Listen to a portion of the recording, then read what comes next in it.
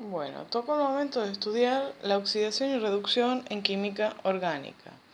Los compuestos orgánicos sufren reacciones redox, pero la transferencia de electrones no suele ser completa en el proceso, teniendo lugar un cambio en los enlaces covalentes de los compuestos orgánicos. La determinación de los estados de oxidación de las moléculas orgánicas comienza admitiendo que el carbono elemental se encuentra en un estado de oxidación cero, es decir, el carbono que encontramos en la tabla periódica. Al formarse un enlace covalente, como ocurre en el metano, se producirá un aumento o disminución electrónica sobre el átomo de carbono y la formación de un enlace con un átomo de menor electronegatividad que el carbono se denomina reducción y con uno de mayor electronegatividad que el carbono es oxidación. Para ello nos valemos de la tabla periódica donde están las tablas de electronegatividad de Pauling entre el hidrógeno y el carbono, en este caso en el metano. Los 4 átomos de hidrógenos son menos electronegativos que el del carbono. Entonces aquí se generará una densidad de carga positiva, mientras que en el carbono una densidad de carga negativa por ser más electronegativo. Y todos compensarán hacia el átomo central, que es el carbono.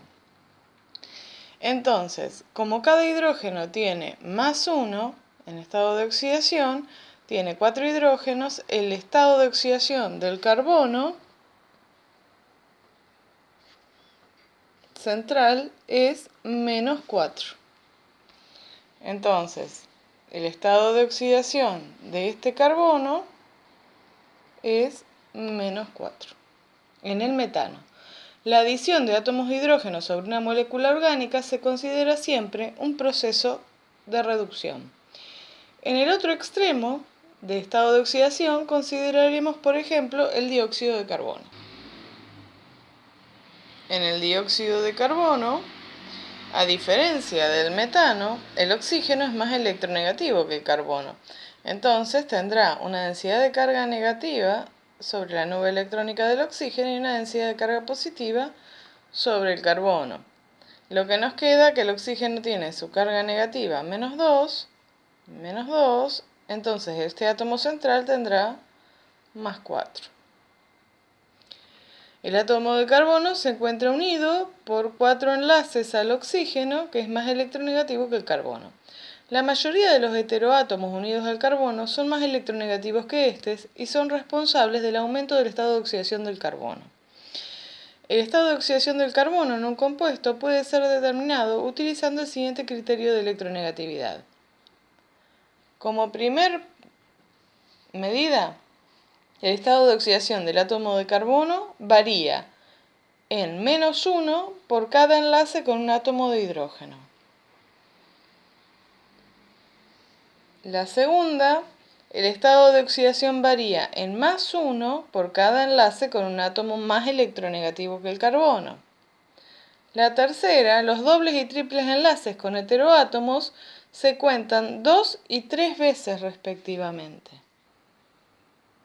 Y la cuarta, los enlaces entre carbonos no se tienen en cuenta en la determinación del estado de oxidación.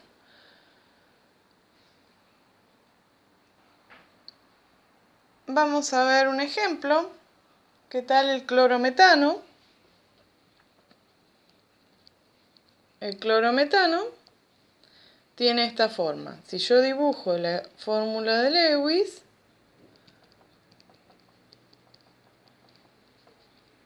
empiezo a aplicar cada una de las consideraciones. Primero, el hidrógeno es menos electronegativo que el carbono, entonces estos enlaces apuntarían hacia el carbono. Cada uno va a aportar más 1. Pero a su vez, el cloro es más electronegativo del carbono. Aporta menos 1, entonces me queda 1, 2, 3 positivo, menos 1 negativo. ¿Cuánto será el estado de oxidación de este carbono? Bueno, es muy sencillo. Tenemos 1, 2, 3 que aportan del hidrógeno, es decir, menos 3. Más 1 porque el cloro es más electronegativo que el carbono, entonces el estado de oxidación del carbono es -2 en el clorometano. ¿Se entiende? Para estos 3 hidrógenos, si yo tuviera solo estos 3 hidrógenos, es -3. Pero como el cloro es más electronegativo, le va a sacar una de las cargas, porque se la lleva el cloro. Entonces queda como -2. En el otro ejemplo, por ejemplo, el tetracloruro de carbono,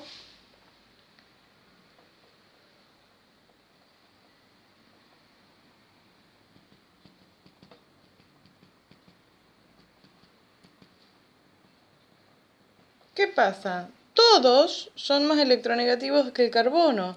Entonces todos se quedan con la carga negativa, se lo llevan.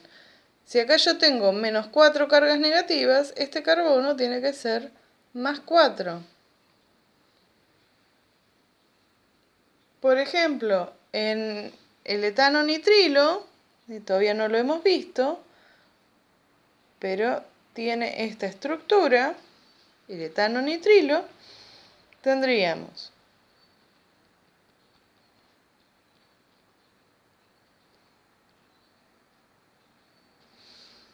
aquí estos 3 hidrógenos aportan +1 porque son menos electronegativos que el carbono. Entonces, este carbono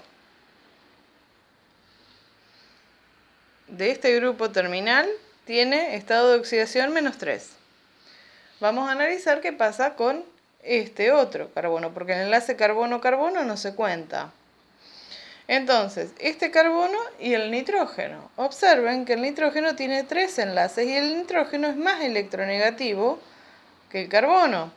Entonces, este carbono va a tener carga positiva. ¿Cuánto? +3, porque tiene 3 enlaces covalentes con el nitrógeno.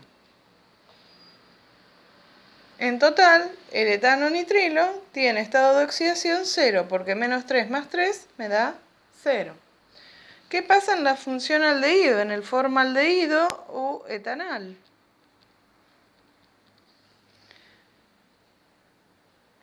Bien, nuevamente, el hidrógeno es menos electronegativo que el carbono, entonces va a quedar con carga -2. Pero a su vez, el oxígeno es más electronegativo que el carbono. Entonces, -2 más 2 me va a dar 0, porque tenemos -2 de los hidrógenos, más 2 del que comparte con el oxígeno, porque tiene un doble enlace. Entonces el etanal tiene estado de oxidación 0. ¿Qué pasa con el ácido carboxílico, es decir, el ácido metanoico? Aquí, con este hidrógeno, tiene -1. Pero, con los oxígenos, yo tengo 3 enlaces con los oxígenos, -2, o sea que va a ser +2 que le va a aportar al oxígeno, porque es menos electronegativo que el oxígeno, y acá hay un solo enlace, entonces es +1.